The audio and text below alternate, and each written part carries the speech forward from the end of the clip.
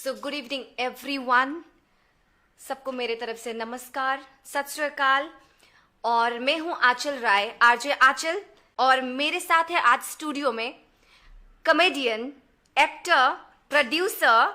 तो सर मैं आपसे पूछना चाहूंगी कि सर आप अभी लॉकअप में गए थे, लॉकअप में आपको कैसा लगा जाके, आपका एक्सपीरियंस क्या हुआ? लॉकडाउन के बाद मैं लॉकअप में गया था।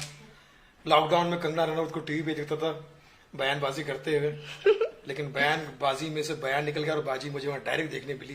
ओके। और बाजी तो जो थी वो जान की बाजी बनने वाली थी अगर मैं उनके फेवर में बात नहीं करता तो, क्योंकि मैंने वहाँ पर कॉमेडी भी की थी लॉकडाउन में, वो काट दिया पोर्शन। और जो मैंने थोड़ा सा अपनी मन की बात रखी, तो आजकल मन की बात रखना थोड़ा सा लोगों को पसंद भी आता है, किसी को नहीं भी पसंद आता है, बट ओवरऑल मुझे एक्सपीरियंस बहुत अच्छा लगा। Thanks to Balaji, thanks to Kangana Ranaut. उस प्लेटफॉर्म पर मुझे ALT Balaji and MX player पे भी वो आप देख सकते हैं, बड़ा अच्छा लग रहा है। और आप सब लोग देखते हैं, एंजॉय करते हैं। काफ़ी सारे बहुत सारे लोग अप्रिशिएट भी कर रहे हैं, कुछ लोगों को बुरा भी लग रहा है, तो जिनको बुरा लग रहा है उनको मैं माफ़ी चाहता हूँ। जिनको अच्छा लग रहा है वो मुझे तो बोल ही रहे हैं, आप अपनी राय वहाँ पर भी रखिए। जिनको बुरा लग रहा है उनको समझाओ, प्यार से समझाओ कि जो मैं चाहता हूँ वो मैं जनता के लिए यही चाहता हूँ कि भैया काम पूजा है, स्टेज मंदिर है, दर्शक जो है हमारे लिए भगवान की तरह है, तो ये हमारे अन्नदाता है, ये हमारे लिए अन्नदाता, बाकी सारे अन्यदाता है। तो मैं समझता हूँ कि ये जो पब्लिक है ये भीड़ नहीं, ये लीड है, ये क्राउड नहीं, ये प्राउड है। ये जनता नहीं जानता है, और जनता जो है उन्हें जनता हवलदार कहा जाता है। हवलदार मतलब कानून और प्रशासन वाली जनता हमसे ये चाहती है कि हम प्रशासन में रहे, कानून में रहे, तो ये पब्लिक है, सब जानती है। तो मैं वो सोच कर जाता हूँ, और मैं समझता हूँ कि सामने जो ऑडियंस बैठी है, जो हस्ती है, ये हंसते हैं, वो रियल हस्ती है, हम उनके सामने हंसती नहीं, वो हंसती है क्योंकि वो पब्लिक हंसती है। वो हंसते हैं तब हमारे घर बसते हैं। तो मैं समझता हूँ कि ये जनता को मैं हमेशा ये कोशिश करता हूँ कि उन्हें पब्लिक समझते, क्योंकि उनको वो मुझे अपना परिवार समझते हैं, और इसीलिए उनके सामने दिल, दिमाग, आंखें, आवाज, नेचर, नियत और कंटेंट हमेशा साफ सुथरा होना चाहिए, ताकि बच्चे से लेकर बुजुर्ग तक आपको एंजॉय करें और आपको खूब आशीर्वाद दे और काम बढ़ता रहे। बुरा काम करने से, गलत काम करने से आप अपना नुकसान तो करते ही है, आप समाज का नुकसान भी करते हैं। और अच्छा काम करने से आप ऑटोमेटिकली आप अच्छा काम कर रहे हैं, समाज का भी उसमें प्रबोधन हो रहा है। तो मैं समझता हूँ कि बुरा काम करने वाले जो लोग हैं वो मेरे समझ में नहीं आते, और जो मेरे समझ में नहीं आते वो मेरे समाज में नहीं आते। सर आपका जो आपने ये कहा बुरा काम करने वाले, उससे मुझे एक चीज याद आई सर, जैसे कि आप देखते हैं आजकल की जो कॉमेडियां होती है, वो उसके बारे में आप क्या कहना चाहेंगे? देखिए आचल जी, मैं वही कह रहा था ना कि जैसे आजकल की कॉमेडी के नाम पर क्या क्या हो रहा है, ये आजकल की कॉमेडी नहीं है। आजकल मैंने जब यूथ जो है ना, यूथ को अगर मैं सोचूं तो मैं आज भी बहुत सारे कॉलेजेस में जाता हूँ, BHU में जाता हूँ, IIT में जाता हूँ, और भी बहुत जगह जाता हूँ। यहाँ पर भी मुझे काफी लोग देखते होंगे। मैं देखता हूँ कि वो लोग इतने टैलेंटेड है, हमारा यूथ इतना टैलेंटेड है। कोई क्लासिकल गाना सीख रहा है, कोई किसी चीज पे डॉक्टरेट कर रहा है, कोई किसी चीज को समझने की कोशिश कर रहा है, और अपने काम में, अपने भविष्य के प्रति, अपने देश के प्रति, अपने करियर के प्रति इतना सीरियस है कि वो संस्कारों का, उनसे आप ऐतिहासिक सवाल पूछ लो, हिस्ट्री का सवाल पूछ लो, करंट टॉपिक पूछ लो, वो बहुत एक्सपर्ट है। जो 20% बिगड़ा हुआ यूथ है, मैं उन्हें बिगड़ा हुआ यूथ कहूँगा, चाहे लड़का हो लड़की, जो सिगरेट पीने को कूल नहीं समझते हैं, जो खुलेआम शराब पीने को कूल नहीं समझते हैं, पार्टी एनिमल, पार्टी एनिमल भी और पार्टी भी, पार्टी एनिमल, तो उनको क्या है, वो कुछ काम धंधा तो है नहीं, प्रैक्टिकल कोई नॉलेज है नहीं उनको। माँ बाप ने पैसा देकर बोला कि जाए पढ़, जो पढ़ना है पढ़ो, जो गाड़ी खरीदना खरीदो, जो पहनना है तो कुछ उनका क्या है, उनको कुछ पता नहीं, उनको दे आर लॉस्ट। और उनके पास जो कि कोई काम धंधा नहीं है, खाली दिमाग शैतान का घर। जब शैतान का घर होता तो शैतान आपसे कोई अच्छा काम तो नहीं कराएगा। बिल्कुल। मान लीजिए अगर आपने गाना सीखा है तो माँ सरस्वती आपके दिमाग में कोई अच्छी चीज डालेगी और आप उस तरफ जाओगे, लेकिन शैतान को दिमाग में डाल दिया तो शैतान की दिशा में आप चलने लगोगे, और इससे कुछ होना नहीं हो, सिवाय आपका खुद का भविष्य खतरे में जाएगा। तो जितने युवा अगर भटक रहे, तो मैं समझता हूँ कि भटक रहे तो प्लीज आलिया भट्ट बनिए, गालिया भट्ट बनिए। This was amazing punch line. Taliya Bhatt बनिए।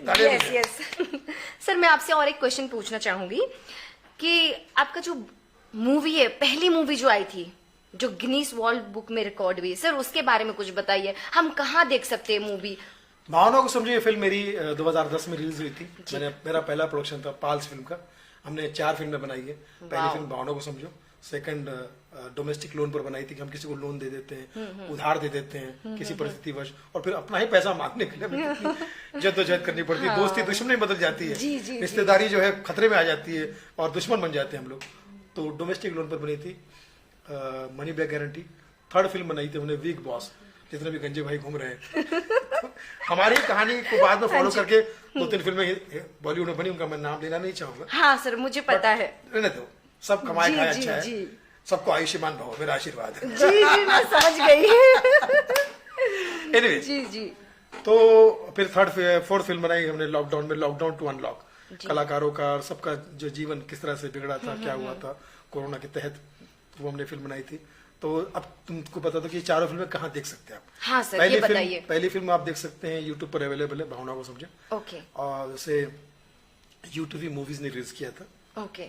सेकंड फिल्म आप ZEE5 पर देख सकते हैं। ओके। जी के तहत रिलीज हुई थी, money back guarantee. Okay. Third film आप ईगल पर देख सकते हैं, ईगल, वो यूट्यूब पर भी है। एंड फोर्थ फिल्म जो लॉकडाउन टू अनलॉक, ये शेमारो पे देख सकते हैं। शेमारो Okay. का जो OTT प्लेटफॉर्म है उस पर देख सकते हैं। और अब फिफ्थ फिल्म आ रही है, यही सब सब्जेक्ट जिसमें आपने कहा था कि आजकल कॉमेडी गड़बड़ हो रही है। तो मैं ये कहता हूँ कि भाई देखिए, जो समाज का बुरा बंदा है उसके अंदर अच्छा ही है, सिर्फ ये है कि उसे भी समझना है और कोई समझा रहा है उसे भी समझना है, दोनों तरह से समझना है। ट्रू। क्या होता है कि जब आप समझोगे तो आप अपना भी अच्छा करोगे, आपका कल्याण होगा, नहीं तो फिर ठाना होगा। Exactly. और फोर्थ फिल्म जो आ रही है वो है गाली गलोच। तमन्ना जी की तमन्ना पूरी कर देता हूँ, उन्होंने जो भी पूछा होगा इससे क्या सीखने वाला, मुझे तो हर वक्त किसी ना किसी से कुछ सीखना मिलता है। जी। गुरु मैं समझता हूँ कि समाज के जितने भी लोग हैं, आप, जी सर, ये कोई भी, सब मेरे गुरु हैं। अब आज जब इतना अच्छा आप एंकरिंग कर रही है, आपका एक अंदाज है, उसको मैं कॉपी कर रहा हूँ। कहीं ना कहीं मुझे जब एंकर का रोल मिलेगा तो मैं ये चीज़ें याद रखूंगा कि भैया जब एंकरिंग करना पड़ता है तो उसमें कैसे हाव भाव होने चाहिए, कैसे अट्रैक्शन होना चाहिए। तो मैं समझता हूँ कि भगवान से एक ही प्रार्थना करता हूँ कि हे भगवान, मुझे एक अच्छा शागिर्द बना देना। गुरु बनना मेरी बस की बात नहीं है।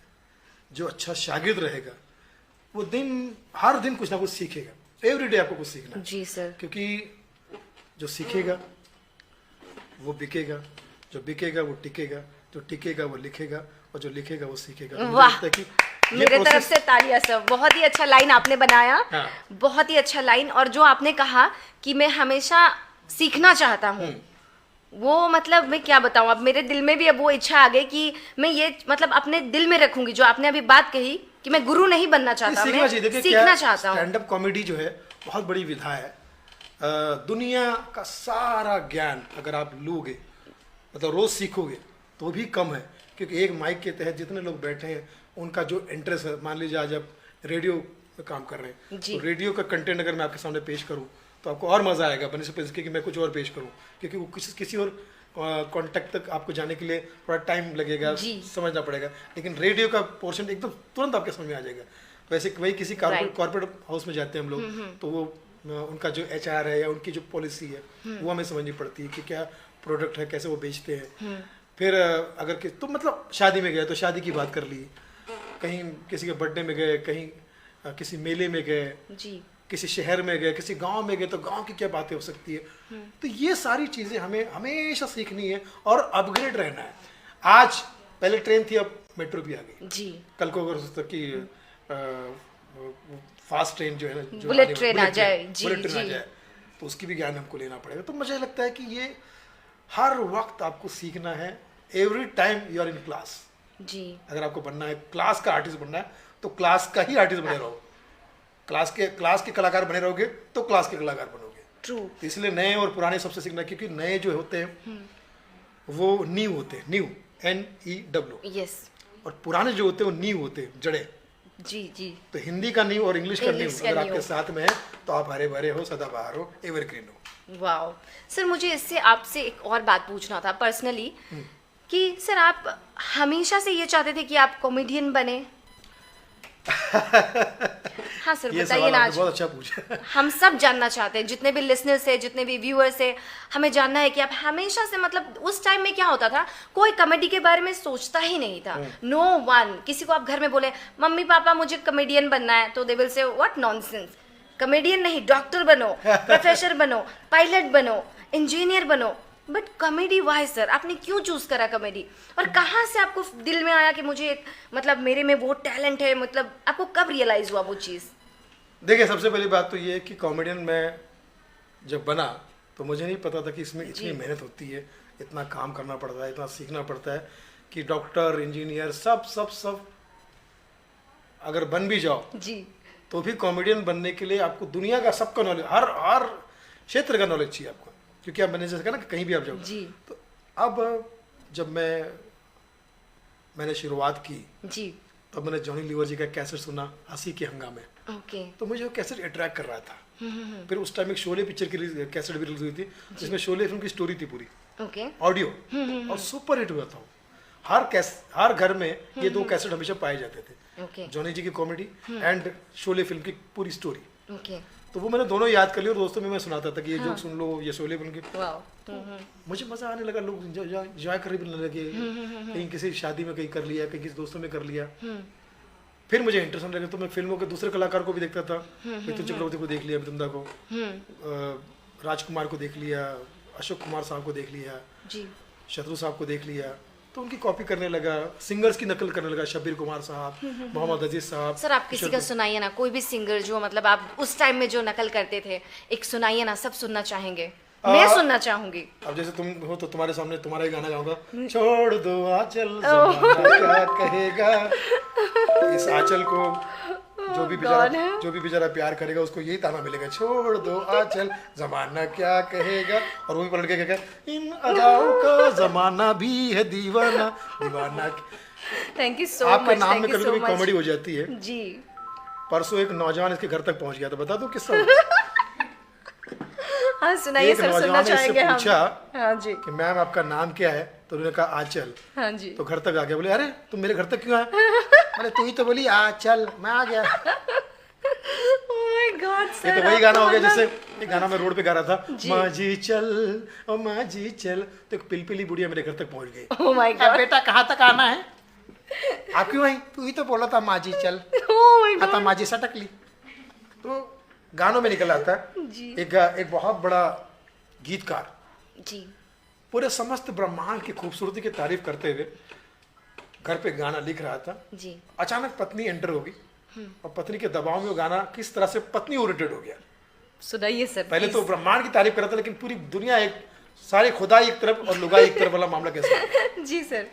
बड़े अच्छे लगते हैं वाह वाह ये धरती, ओहो। ये नदिया, वाह। ये रहना। पत्नी आ गई और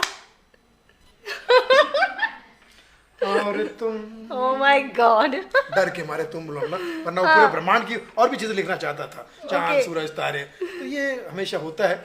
मुझे ऐसा लगता है कि तो गानों में हम लोग कभी कभी ये सारी चीजें ढूंढ लेते हैं। जी जैसे एक दिन मैंने कहा था कि माँ तू मेरी दुनिया है, तो माँ ने कहा अच्छा अगर मैं तेरी दुनिया हूँ तो परसों बीवी से क्या कह रहा था, मैं दुनिया भुला दूंगा।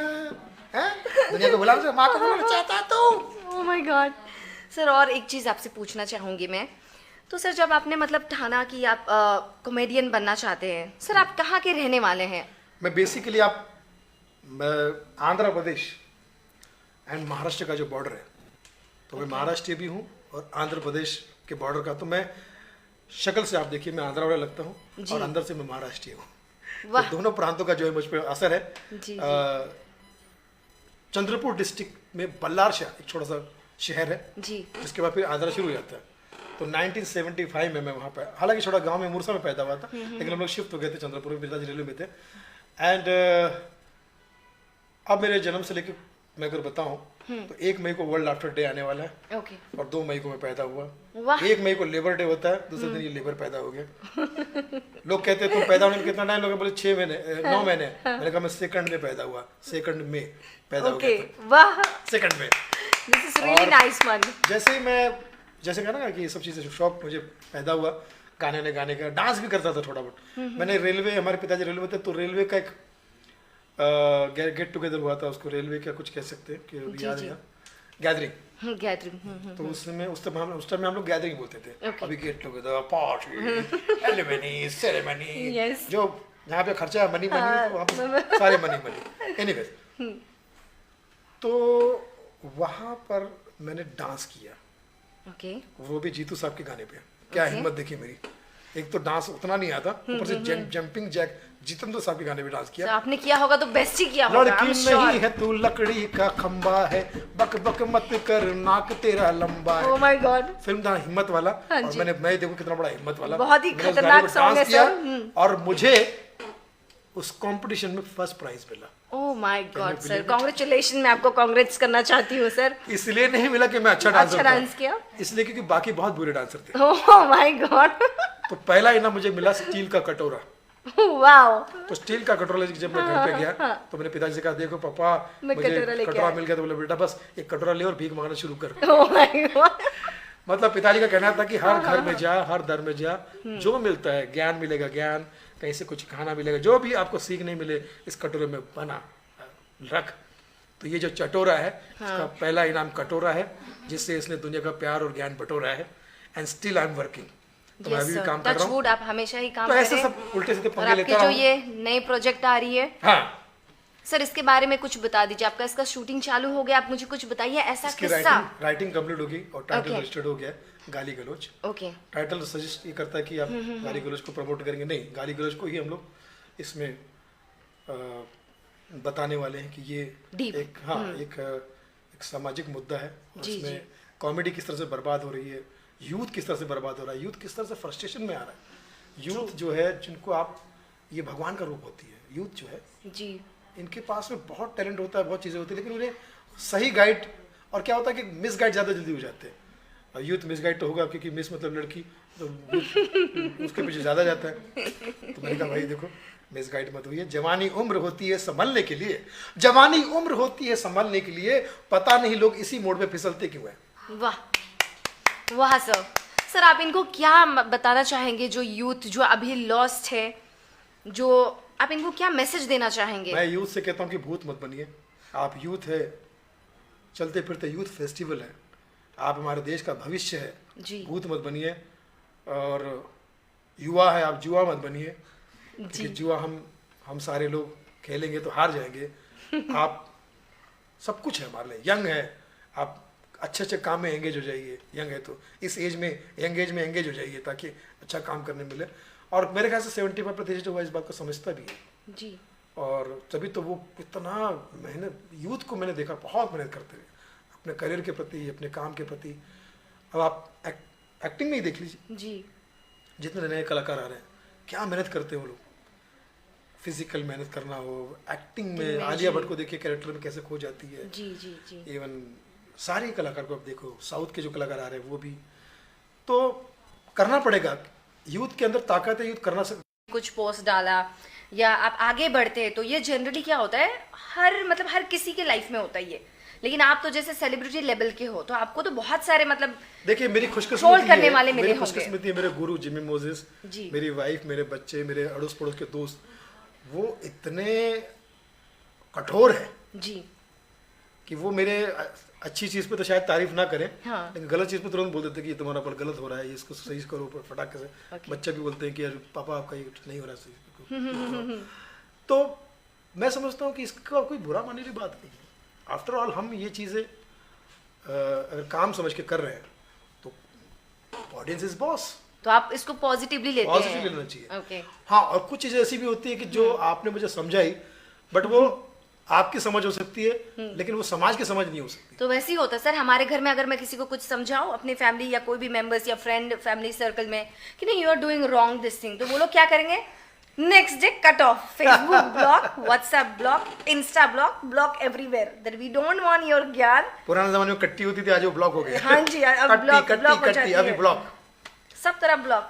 देखो उनको पंकज त्रिपाठी के स्टाइल में यही कहना चाहूंगा, देखो मुन्ना, जो लोग तुमसे प्यार करते हैं वो बहुत अच्छे, बढ़िया। क्वेश्चन नहीं पूछूंगी, आप अब मुझे ये बताइए सर कि आपको कब फील हुआ कि आपको एक्टिंग करना चाहिए, आपको कब रियलाइज हुआ? इसी में जब मैंने ऐसा कहा ना कि मैं दूसरे कलाकार की नकल करने लगा, फिर लोग मुझे पसंद करने लगे, फिर अपने बल्लारशाह शहर से फिर हिंगन घाट में आया, हिंगन घाट में टोनी ऑर्केस्ट्रा में काम किया, दिनेश हरबुड़े के ऑर्केस्ट्रा में काम किया, फिर नागपुर शहर में आया, ओपी सिंह ऑर्केस्ट्रा में काम किया, मेलोडी मेकर्स में, उन्हीं के ऑफिस में रहता था, बर्तन धोना, झाड़ू लगाना, बर्तन मांजना सब काम करता था। जी।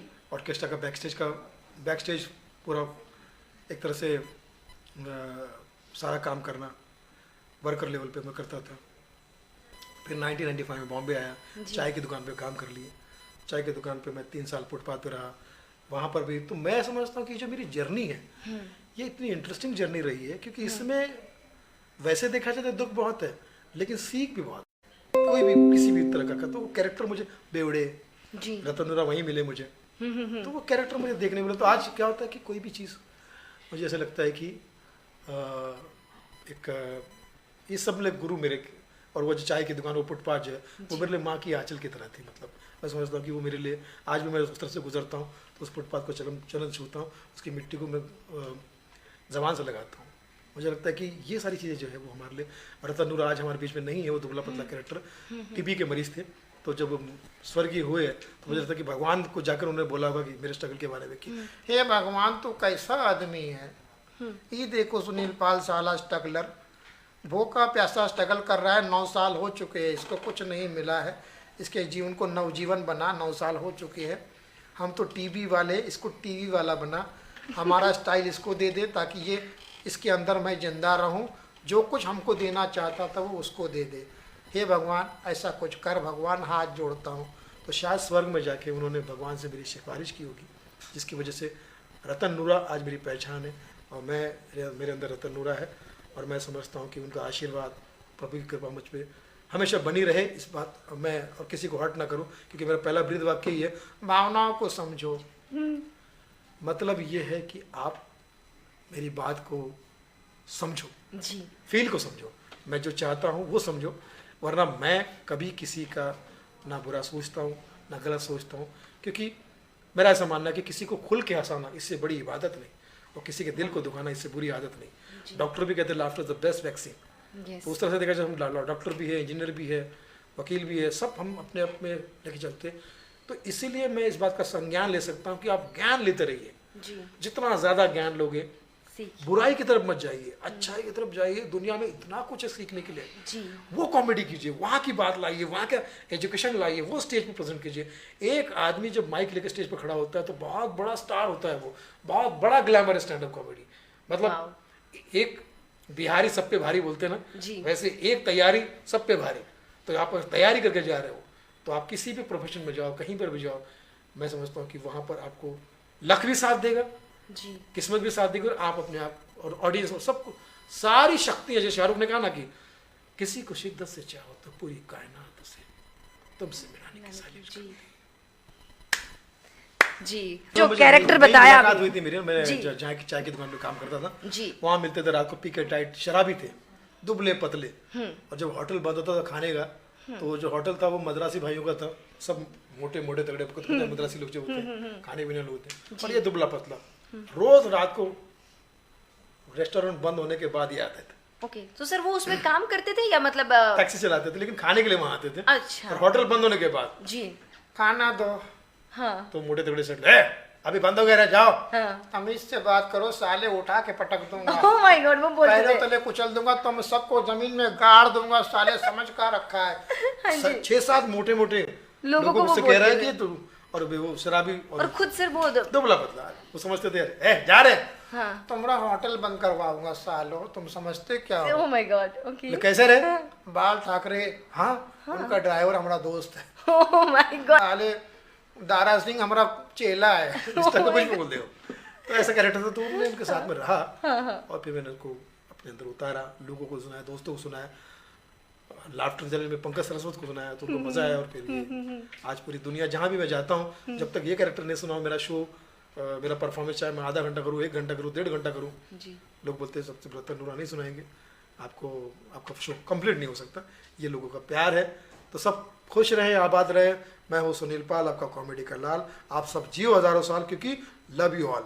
हिंदू मुस्लिम सिख ईसाई हम सब है भाई भाई, मिलकर लड़ेंगे नफरत के खिलाफ लड़ाई, और नफरत को देंगे दुनिया से विदाई। ठोको ताड़ी, ठोका ताली।